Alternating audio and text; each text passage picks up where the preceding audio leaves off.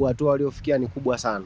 Ni kubwa mno. Finali sio kitu kidogo. Wamewatoa watu wakubwa huko nyuma, timu ambazo kidogo zina historia kutoka kwenye timu zao zile kubwa. Morocco wametoka. Wametoka.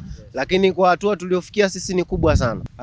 Kwa mpira wetu wa Kitanzania ni taswira nzuri sana, kwa sababu kwenye mpira wa mchezo unaambiwa shabiki naye pia ni namba ya mchezaji. Kwa kweli madogo wanajitahidi, wanacheza mpira mzuri.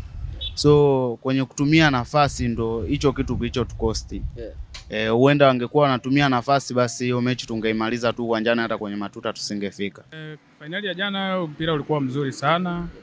Kiuhalisia vijana walicheza mpira mzuri. Hapa tuna focus kwenda kombe la dunia na hawa vijana wa under 17. Kiufupi kocha akae kuangalia umaliziaji wa nafasi za mpira wanazozitengeneza ndani ya boksi. Vijana wanacheza vizuri, hususan sasa ni wale namba 6, yule winga wa kushoto, winga wa kulia. Kidogo alijaribu kudrop sana beki wa kulia jana. Lakini wajitahidi sana kwenye nafasi za umaliziaji wa mpira.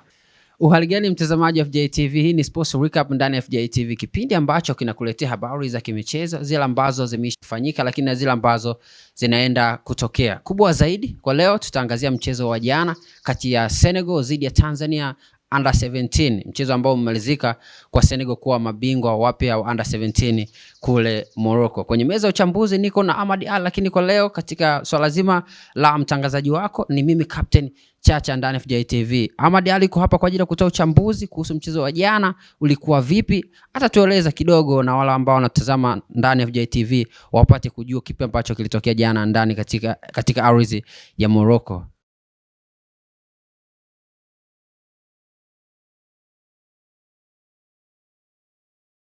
Mwanangu, mambo vipi? Safi, habari yawe kaka? Safi. Jana tumeingia kwenye mchezo, performance nzuri ya vijana hawa Serengeti Boys under 17. Mpaka dakika ya 50 mpaka 60 tulikuwa tunaongoza goal, lakini wenzetu wakascore goal. Matuta tunatoka katika michuano hiyo, tunatoka patupu. Nini kifanyike, ama wewe uliutazama mchezo ulikuwa namna gani? Kiukweli mchezo ulikuwa mzuri. Na vijana wetu kiukweli kama tunavyowafahamu, ile timu ni ya moto kaka. Vijana wanapambana, mpira wanaujua. Lakini kwa game ya jana hakuna ambaye alikuwa anaamini kama tunaweza tukapoteza ule mchezo.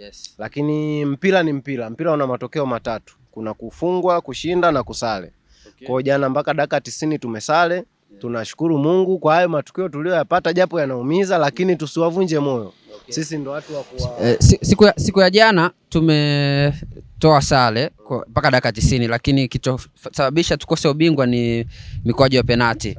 Performance kubwa wameonyesha. Una neno lipi kwa vijana hawa ambao wamejitutumua, wametoka kimasomaso wa Tanzania mpaka kufika finali siku ya jana? Kitu cha kuwahasa au cha kuwashauri, wasikate tamaa, kwa sababu hatua waliofikia ni kubwa sana. Ni kubwa mno. Finali sio kitu kidogo. Wamewatoa watu wakubwa huko nyuma, timu ambazo kidogo zina historia kutoka kwenye timu zao zile kubwa. Morocco wametoka. Lakini kwa hatua tuliofikia sisi ni kubwa sana. Kwa hiyo wasivunjike moyo. Kama wameweza kufika finali, na maana ubingwa tunaweza kuchukua. Endelee kuongeza mbinu, makocha endelee kuwa push kwa namna moja ama nyingine, serikali na mamlaka husika. Wewe unaona kama vijana wanakuja kuwa kwa tunu ya taifa la Tanzania? Kabisa, kwa sababu serikali yenyewe kidogo sio kidogo, kwa kiwango kikubwa inaonyesha kusapoti michezo kwa sasa hivi, na unaona ile support ya serikali imefanya mpaka sasa hivi timu yetu imefika finali. Kwa hiyo tuendelee kuwasapoti sisi kama mashabiki, sisi kama wazao wa taifa, serikali kiujumla pamoja na benchi la ufundi waendelee kuwa coach vijana na kuwapa moyo na hamasa zaidi. Serikali imekuwa kitoa hamasa. Tumeona kuna ndege imetolewa, kuna mashabiki wamelipiwa tiketi zaidi ya 100 kwenda Morocco. Hichi kitu ambacho wanakifanya serikali kutoa free ndege inaenda kuchukua kule wachezaji wetu inapeleka mashabiki, kinaleta taswira gani wewe kama Mtanzania?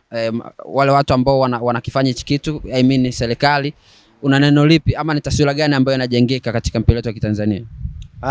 Kwa mpira wetu wa Kitanzania ni taswira nzuri sana, kwa sababu kwenye mpira wa mchezo unaambiwa shabiki naye pia ni namba ya mchezaji. Kwa hiyo anapokuwa shabiki uwanjani anamshangilia mchezaji anapata nguvu na hamasa ya kuendelea kupambana. Kwa hiyo serikali inafanya kitu kizuri sana. Wana jana umeshuhudia mchezo under 17 Senegal dhidi ya Tanzania. Uliona mchezo wa namna gani? The way ulivyoangalia mpaka tumepoteza mchezo, ni mchezo ambao ulikuwa na namna gani? Kwa kweli madogo wanajitahidi, wanacheza mpira mzuri. So kwenye kutumia nafasi ndo hicho kitu kilicho tukosti. Huenda wangekuwa wanatumia nafasi basi hiyo mechi tungeimaliza tu uwanjani, hata kwenye matuta tusingefika. Nafasi walipata lakini utumiaji wa nafasi ukawa katika kiwango kidogo. Sasa utumiaji wa nafasi ulikuwa hafifu sana, ila kwenye box tulikuwa tunafika vizuri tofauti na Senegal. Senegal walikuwa wanafika kwenye box washindwa kutumia nafasi, lakini sio muda mwingi tulikuwa tunashika sisi mpira na tunawatafuta vizuri, tunafika kwenye box lakini nafasi tunashindwa kutumia. Kwa hiyo wewe kama Mtanzania unawashauri nini vijana hao ambao this season wamejipapatua mpaka wamefika finali? Next season unatamani kuona wapi, na ushauri wako kidogo kwa vijana?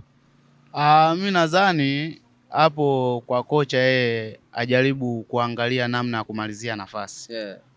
Yaani ndio kitu cha muhimu, ila kama mpira wanacheza vizuri sana. Kwa tatizo jana ilikuwa nafasi, mpira wamecheza vizuri lakini usahihi wa nafasi ukawa mdogo. Ni nafasi, tukutumia nafasi basi, lakini kama wakiboresha katika utumiaji wa nafasi basi ni timu nzuri ambayo inaweza kupata matokeo. Ni kweli. Bwana anasema kwamba changamoto kubwa siku ya jana ilikuwa ni utumiaji wa nafasi. Vijana walicheza vizuri, positioning nzuri ambayo zifanya, pasi nyingi, lakini pia walipokuwa nafika katika eneo la mwisho la kuweka mpira wavuni ndio ilikuwa changamoto kubwa. Niko na mwenzangu hapa, nitamgeukia hapa niweze kusikia naye ana lipi la kuzungumza. Bwana bora asubuhi. Mambo vipi? Safi. Finali ya jana umeitazama kishoti, mchezo ulikuwa vipi? Finali ya jana mpira ulikuwa mzuri sana. Kiuhalisia vijana walicheza mpira mzuri. Hapa tuna focus kwenda kombe la dunia kana hawa vijana wa under 17. Kiufupi kocha akae kuangalia umaliziaji wa nafasi za mpira wanazozitengeneza ndani ya boksi. Vijana wanacheza vizuri, hususa sasa ni wale namba 6, yule winga wa kushoto, winga wa kulia. Kidogo alijaribu kudrop sana beki wa kulia jana. Lakini wajitahidi sana kwenye nafasi za umaliziaji wa mpira. Kwa nafasi jana ndio ilikuwa changamoto kubwa. Ilikuwa changamoto kubwa sana kwenye nafasi ya umaliziaji. Lakini mpira walicheza mpira mzuri sana na wanahitaji kupewa pongezi kwa kweli. Hata kama hawajachukua ubingwa, Mtanzania mwenzetu anasema kwamba inabidi wapongezwe sana. Sasa nataka nimuulize kitu kimoja. Tumekuwa tukishuhudia timu za hapa Tanzania tunapoelekea katika mapigo ya penalti tumekuwa tunakwama. Hivi nadhani hii changamoto ni kwa sababu hatupati mafunzo au ni hali ya kawaida ya kimchezo? Huwa zinatokea mafunzo haya ya kupiga penalti, huwa yanatokea kwenye swala la mazoezi. Mtu atakapokuwa anatengenezwa kwa kupiga penalti, anaandaliwa. Unaona jana Senegal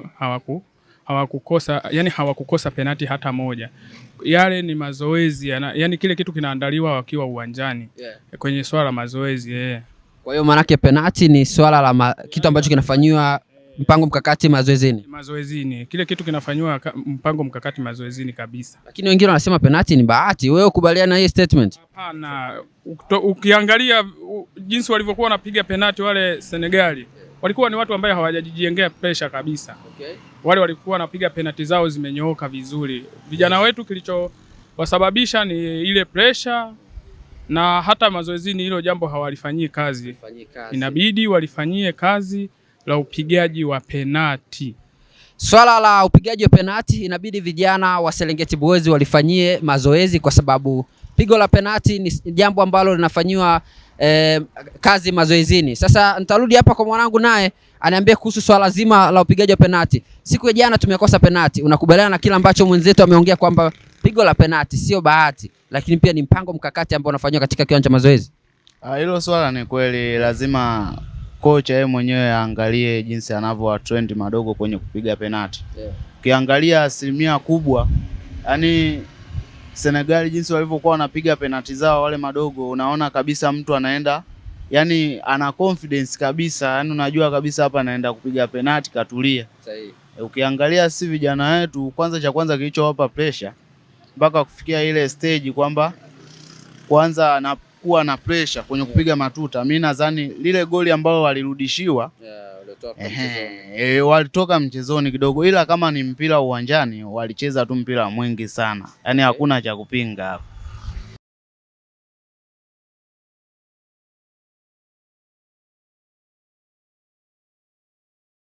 Okay, kama nilivyokuambia leo tutaangazia mchezo wa jana. Kwenye meza ya uchambuzi niko na Ahmad Ali. Ahmad Ali, jana tumepoteza mchezo kwa mikojo ya penalti 5-3. Mchezo ulikuwa vipi jana katika ardhi ya Morocco? Kwanza kabisa napenda kumshukuru Mwenyezi Mungu katika siku nyingine tena hii, na jana finali tuliona. Finali ilikuwa na hadhi ya kuitwa finali. Unajua finali inatakiwa iwe na hadhi ya kuitwa finali. Of course mechi ya jana ilikuwa na hadhi ya kuitwa finali. Yote kwa yote tuwape pongezi vijana wetu wa Kitanzania, wameplay part ambayo tuliwaagiza. Wamefanya kila kitu. Wamefanya kwa ubora wao. Na Mungu amejalia. Basi finali japokuwa haikuwa nafasi yetu kuchukua lile kombe, lakini tulionyesha kitu gani tunahitaji, kitu gani tunatakiwa tufanye katika mpira football. Dakika 90 zinakamilika, bao 1-1. Kumbuka sasa tulianza kuongoza, lakini nakuja natokea mistake ndogo, anasawazisha goli Senegal. Lakini unaona kwa dakika 90 za ndani tukichambua, tukifanya analysis, unaona kabisa Tanzania tulikuwa best katika kila angle. Ukija kuangalia katika position zote tatu, sisi tulikuwa the best. Tulikuwa the best katika backline, tulikuwa the best katika middle line, hadi finishing tulikuwa the best. Lakini mapungufu tu madogo madogo ambayo ya kutokutumia nafasi kadhaa ambazo tulizitengeneza, ikapelekea mchezo kutamatika kwa sare, na mwisho wa siku kama ilivyo kawaida katika upigaji wa penalti, ni ugonjwa ambao unatusumbua sana. So yani kuanzia vilabu vya Tanzania, kuanzia timu ya taifa ya Tanzania senior team hadi imewaambukiza hadi wadogo. Hiyo changamoto iko wapi? Lakini bado katika upigaji wa penalti tuna changamoto kubwa. Hapo Ahmad Ali, umesema kwamba katika swala zima la upigaji wa penalti imekuwa ni changamoto kubwa ambayo sio tu kwenye senior team, kwenye hizi timu ndogo, hadi kwenye senior team vilabu vyetu vinapokuwa vinashiriki katika klabu bingwa barani Afrika imekuwa vikipata changamoto kubwa sana kwenye pigo la penalti. Nini kifanyike? Pigo la penalti ni bahati kama tulivyoona mashabiki mtaani wamezungumza, ama kama mchambuzi tatizo linakuwa ni wapi? Kwanza kabisa hakuna kitu ambacho kinachoitwa bahati. Bahati tunasema ukisikia neno bahati tunasema ni maandalizi au ni fursa iliyokutana na maandalizi. Yani ukiona kitu bahati, lazima palikuwa na fursa ambayo tayari mtu alishajiandaa nayo, maandalizi ndio inakuja kupatikana neno bahati. Bahati haiji ovyo ovyo, kila mtu angekuwa anaipata hiyo bahati. Kwa hiyo ni kile kitu ambacho tayari wenzetu washabi trendy, washafundishwa namna gani. Japo hata sisi tunawafundisha, lakini mafunzo wanayopata wenzetu tofautisha na mafunzo wanayopata vijana wetu wa Kitanzania au hata baadhi ya vilabu vyetu vya Kitanzania, kulingana training yetu kuhusiana na masuala zima ya upigaji wa mipira iliyokufa, mapenalty, pigo huru, mara nyingi utumiaji wa kona, kuja kuangalia ni vitu ambavyo hatuko concentrated navyo sana. Yani ni vitu ambavyo vinahitaji mafunzo ya hali ya juu, ukomavu. Hata ukiangalia jana situation watu wakienda kupiga penalti, angalia wachezaji wa Senegal wale madogo wakiwa wanaenda kupiga penalti, afu rejelea wachezaji wa Tanzania wakiwa wanaenda kupiga, unaona kabisa ni vijana wawili tofauti. Yani ile appreciation ambao au ile composure ambao walikuwa wanacheza ndani ni tofauti na ile composure ambao walikuwa wanaenda kupiga penalti. Unaona kabisa mtu anaenda kupiga penalti ana hofu, anatetemeka. Umeelewa? Mtu anaenda kupiga penalti na mawazo mawili, penalti nipige kushoto kulia, juu chini, tayari hapo uweze ukapata hiyo penalti. Lakini unamwona kijana wa Senegal anaenda kupiga penalti, tayari anajua penalti naipiga upande gani. Umeelewa? Kwa hiyo tayari unaenda kupiga penalti, waga ni pigo la kiufundi. Alihitaji yani mambo kichoto kiu na mambo mengi. Yaani hadi unapotoka pale, kwa sababu ile list ya majina mnajuana kabisa kwamba fulani na fulani anaenda kupiga penalti. Umeelewa? Kwa hiyo tayari wewe muda mwanzako anaenda kupiga, wewe tayari unakuwa unatakiwa uwe unajua hii penalti naenda kupiga upande wa kushoto chini au kulia. Mchambuzi hapa Ahmad Ali amesema kwamba pigo la penalti sio bahati. Bahati inakuja panapokuwepo na maandalizi. Kwa hiyo vijana wetu, makocha inabidi wawe wabunifu kwenye swala zima la kutumia mpira uliokufa, kwenye swala zima la corner, set pieces na mambo mengine kadha wa kadha. Sasa swali ni moja tu kabla hajafunga, nini kifanyike? Tumekuwa tukiona hawa vijana wakiwa kwenye timu za watoto kama under 17 wakiwa na performance kubwa, lakini wanapokuja kwenye senior team wanakuwa kuna kulegalega kidogo. Nini kifanyike? Mamlaka usika zifanye nini ili hao vijana wawe tunu katika taifa la Tanzania? Kwanza kabisa kitu kinachotokea hapo ni kwamba ni mitazamo miwili tofauti au baadhi ya notion ambazo tuko nazo sisi wa Tanzania na nchi za Afrika Mashariki, na notion ambazo hapo nazo baadhi ya mataifa ambayo yameendelea. Kwa sababu kitu ambacho kinachohitajika katika football, sisi waga tunapenda sana kuwekeza kwa vijana. Japokuwa sio sana, utanielewa ninachokimaanisha. Kwamba tunawekeza kwa vijana ambao hatuna muendelezo nao. Umeelewa? Kwa mfano simuona hii situation ilitokea hapa ya under 17.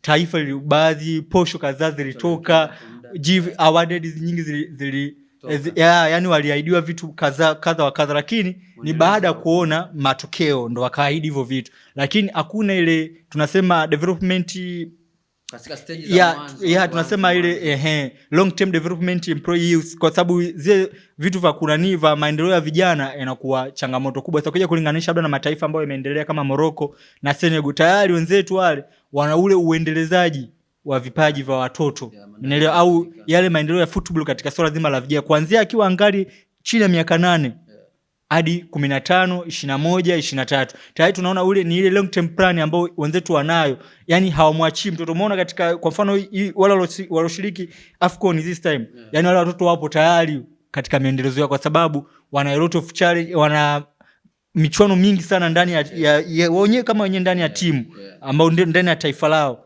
Wana michuano mingi sana, wana scouting kubwa sana kufanya challenge ambazo wanahakikisha wale watoto wanaendelea kuwatunza, hawampotezi hata mtoto huyo mmoja, ambapo mtoto akifanya the best more wanamchomoa, wanampeleka katika timu ya kama ni under 23 ama under 15 kama alikuwa ni under 80. Kwa tayari unaona tayari ni ile timu ambayo au ni yale mataifa ambayo yanakuwa na long term plan ya vijana. Lakini changamoto yetu ya Afrika au changamoto baadhi ya nchi kama Tanzania huwa hatuna ile taratibu ya kuwa na long term plan kwa vijana. Kwa mfano ukija kurejelea nchi ya Morocco, wenzetu pale wana academy kubwa ya taifa. Sidhani Tanzania hapa nahisi kama zipo ni basi ni chache sana, lakini ukija kuangalia nchi ya Morocco wana academy ambayo ni academy ambayo tuseme taifa kwa ujumla hakuna mtu ambaye haifahamu, na huwa katika scouting yao ndio academy ambayo inaongoza kufanya scouting taifa chocho kwa chocho hadi vijijini, kutafuta watoto wenye vipaji kuwaweka pale katika Mohamed wa Sita Academy. Ile Mohamed wa Sita ndio academy bora Afrika na ndio academy ambayo inawakuza vipaji vingi sana katika nchi ya Morocco. Umeelewa? Kwa hiyo hizo academy ambazo ndio vitu ambavyo vinavyohitajika. Licha hiyo academy ya taifa hiyo Morocco Mohamed wa Sita, rejelea katika vilabu vya nchi ya Morocco pale. Kila club pale ina academy kuanzia miaka 8 hadi under 23. Kubwa zaidi wa Tanzania tufanye maandalizi. Ahmad Ally amezungumzia masuala mengi, lakini kubwa zaidi amejikita katika maandalizi. Tunapokuwa tuna michuano kama hii, basi mamlaka husika, serikali ifanye maandalizi kuhakikisha kwamba hao vijana wanafanya vizuri. Kingine cha kufunga hapo cha kumalizia, bwana mtangazaji, changamoto kubwa nyingine nilikuwa nataka kuzungumzia ni sababu kuna mambo mawili. Jambo lingine ni katika uwekezaji wa teaching, katika teaching program. Huwa tunaamini sana kwenye kuwafundisha vijana kuliko kuwafundisha makocha, kwa sababu wenzetu wazungu wana falsafa moja, anasema kwamba unapomfundisha coach, unapompa nini labda tuzo, unapompa award au nyadhifa yote coach, yani ukampa elimu ya kutosha, yule coach anaweza kufundisha a lot of millions ya watoto. Umeelewa? Kwamba unapofundisha kocha unafanya maandalizi kwa yeye kocha, mtu mmoja anaweza kuwafundisha maelfu ya wanafunzi. Umeelewa? Yani sasa tunasema kwamba mpishi mmoja anaweza akalisha vijana 100. Watu 100. Lakini watu 100 wanaweza wakashindwa kumlisha mpishi. Lakini mpishi mmoja anaweza kalisha watu. Kwa kama tutawekeza katika kuwatoa walimu hapa Tanzania, tengeneze nyenzo.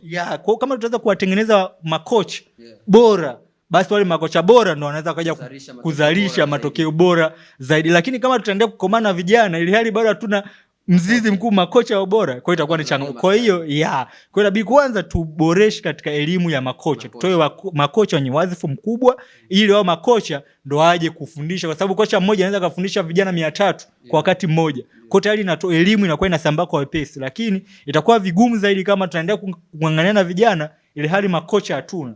Kocha kwanza kabisa tuwekeze katika makocha. Kubwa zaidi Ahmad Ally amezungumza katika swala zima la kuwekeza katika makocha, kwa sababu makocha ndio wanaleta matokeo makubwa kuinsert mbinu katika vijana hawa. Bwana, hii ni Sports Recap. Kubwa zaidi leo tumezungumza kuhusu finali ya jana under 17 Senegal dhidi ya Tanzania. Leo hatuna la ziada, endelea kutufuatilia kupitia mitandao yetu ya Instagram na YouTube kupitia FJ TV. Ulikuwa nami hapa kama Captain Chacha, lakini kwenye meza ya uchambuzi ni Ahmad Ally. Hadi wakati mwingine, shukrani sana kwa Apostle Master behind the camera. Tukutane kesho nayo ni siku ndani Sports Recap.